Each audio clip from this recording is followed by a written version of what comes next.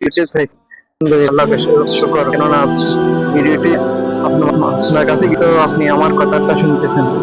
আলহামদুলিল্লাহ, আল্লাহ পাকের শব্দটা নিচ্ছেন, তাই ক্লিয়ার করতে পারেন আলহামদুলিল্লাহ।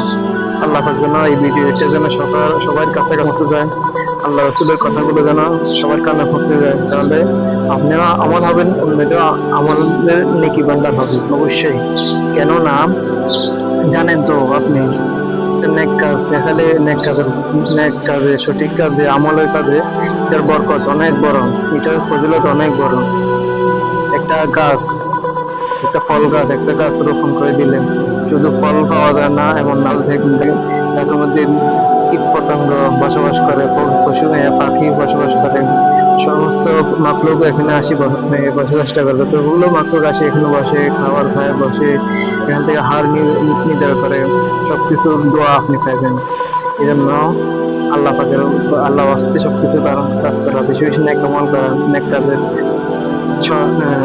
চেষ্টা করা। আমাকে মাফ করে দিবেন অবশ্যই ইনশাআল্লাহ। তো আমি তো নতুন, তাই আমার ভিডিওগুলো অবশ্যই আপনারা লাইক কমেন্ট করবেন, শেয়ার দিবেন ইনশাআল্লাহ। কি বলেন, কথা ঠিক আছে না? যদি হয়ে থাকে আমাদের এই সম্পর্ক আল্লাহর জন্য, রাসূলের জন্য, তাহলে জান্নাতে অবশ্যই আল্লাহ নবী বলতে পারবো এই কথাগুলো যেন কবুলিয়াত হয়, দুনিয়া আখিরাতে কল্যাণ পায়। এই জন্য আমাদেরকে সতর্ক থাকতে হবে, যেন শয়তানের ধোঁকা থেকে আল্লাহ যেন হেফাজত রাখেন।